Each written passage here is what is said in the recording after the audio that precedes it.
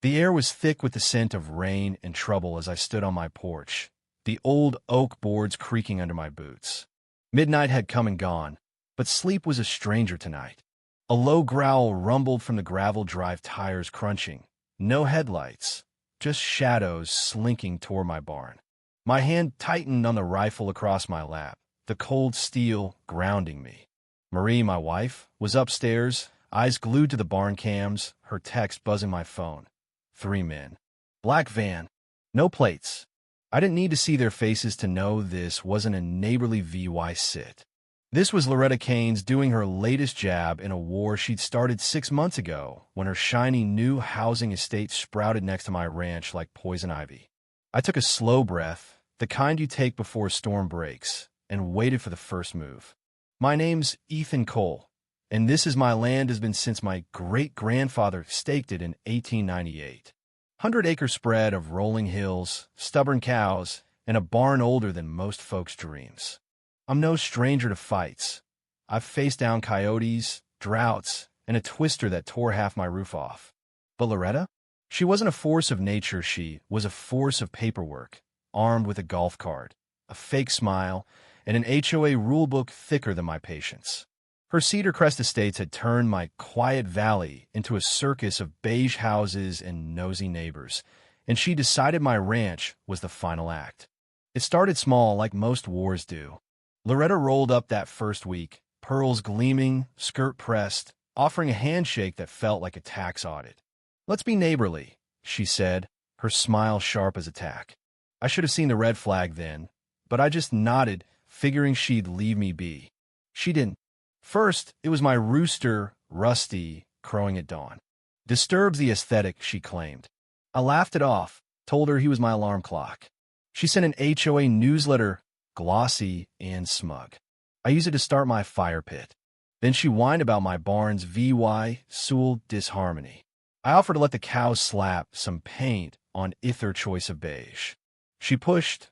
I shrugged. But the game changed when a laminated violation notice appeared stapled to my gate. Unauthorized livestock.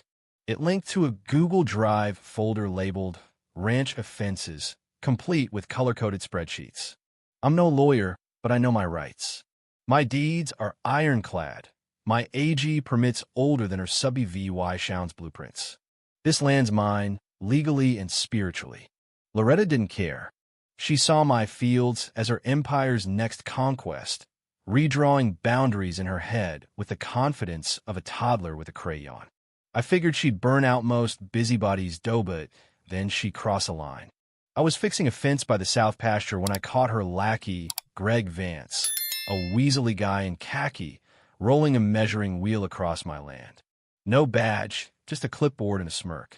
Confirming boundary absorption, he said, like my ranch was a snack. "Absorb a trespass charge," I snapped. He scurried off, but that night I called my dad, Tom Cole, retired sheriff with a badge that still carried weight. "Loretta's building a paper castle," he said, chuckling.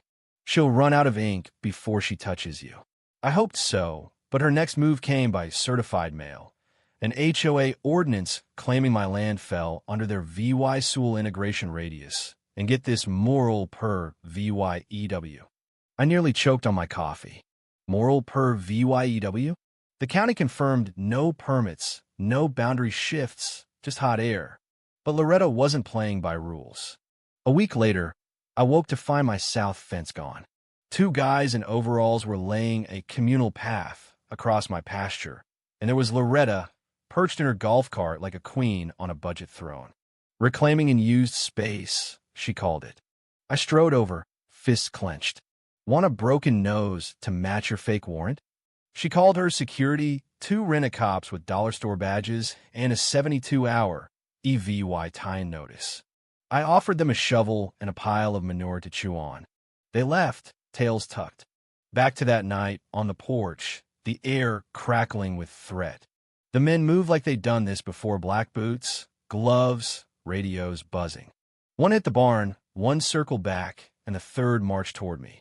Marie stepped out, her pistol holstered but her eyes promising trouble. My mom, Clara, joined us, robe tied tight, her old shotgun gleaming under the porch light. The porch guy spoke first, voice flat as asphalt. HOA compliance. Fire hazard. Code breach. Step aside. I didn't budge. Private enforcement, he added, flashing a Cedar Crest badge. Clara snorted. Badge? I've seen better fakes on Halloween. He hesitated, and that's when it went sideways. A scream cut the dark bear spray, courtesy of Marie's slingshot trap, hit the barn guy square in the face. He clawed at his eyes, cursing. The third guy stumbled into Marie's gravel pad, and 30,000 lumens blazed to life, blinding him. Clara fired a warning shot skyward, the crack echoing off the hills. The van peeled out, gravel flying, Leah VYing their man coughing in the dirt. Deputies showed up later, hands raised, calling it a CIVYL matter. I shoved Marie's footage in their faces assault, trespass, the works. They muttered about filing reports and slunk off. We didn't sleep. Clara dug a trench laced with glass and Tabasco-soaked nails.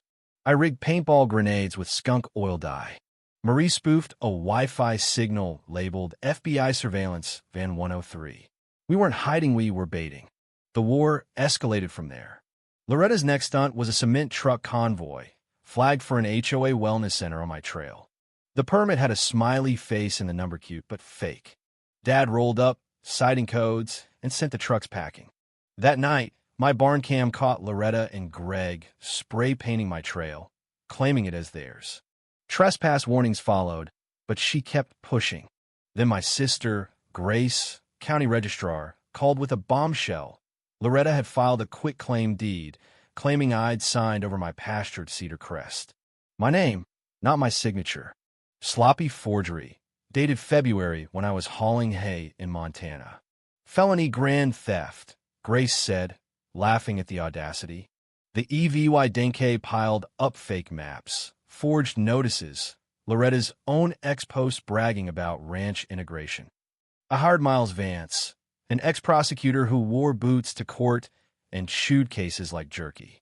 She's dumb and dangerous, he said. We'll bury her.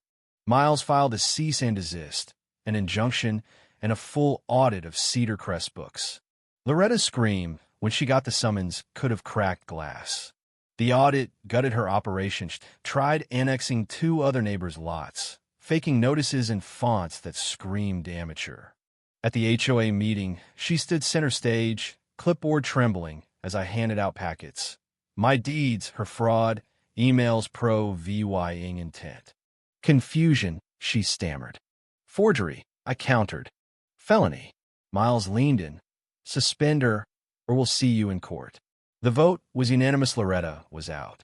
The DA launched a probe, and by morning, her house was for sale, her U-Haul gone. Charges hit hard. Forgery, fraud, misrepresentation. Turnout, she'd pulled the same scam years back, tried to seize a stable in Oregon. She dodged then, but not now. The ranch settled into quiet. Cows grazed, unbothered. Chickens clucked like nothing had happened. I built a sign, private land since 1898. No HOA. Cedar Crest breathed free, rainbow mailboxes popping up where Loretta's beige rain had choked them. Miles called later Loretta's developer, Neil Harmon, her brother, was running a statewide scam. Fake annexations, shell HOAs. I'd testify, boots ready, to unravel all. But the fight wasn't over. 5 days after Loretta fled, they came against 6 men this time. Kevlar vests, earpieces, a battering ram gleaming under the moon. Loretta trailed them, filming in a trench coat like a Lawrence spy. Neil Harmon led the pack, ex-Marine with eyes cold as January. Marie called it Operation No-Go. The first guy hit Clara's strobe mine, shrieking as light burned his retinas. The second tripped on a rebar mat, howling as thorns bit his shins. 2 flanked the barn, but my PVC traps burst epoxy and dye coating them like modern art. Speakers blared Clara's mix. Unauthorized entry. Leave or face reprocessing. Neighbors watched, beers in hand, filming for the world to see. One guy swung the ram and my steel-plated door clang. No give. Clara peppered his neck with paintballs, and he dropped, cursing, into my flower bed. Marie jammed her iPad into Loretta's hands, uploading fraud files, Liv Neal's transfers, bank records, the works. Cedar's Siege trended 220,000 viewers watching Loretta's empire crumble. Neal thrashed, netted in Clara's trap, spitting threats until Dad cuffed him, racketeering and fraud charges stacking like firewood. Loretta's accounts froze, sued by neighbors she conned. She hid in Florida, but the law doesn't forget. Cedar Crest rebuilt. Leo Vance, Greg's cousin, led a voluntary council, no fines, just potlucks. My son, Josh, built a signal jammer to keep drones at bay. Marie and I walked the fences nightly, not from fear but from memory. The old HOA office became Heritage House. Vets swapped stories. Kids played guitars, pies got judged. A note on the door read, "You saved us.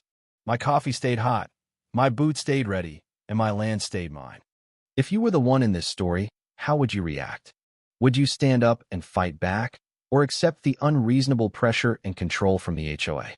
Share your thoughts in the comments below. And don't forget to subscribe, like, and share this video with more people. Your small action gives us the motivation to keep bringing you more intense and engaging stories. Thanks for watching, and we'll see you in the next video.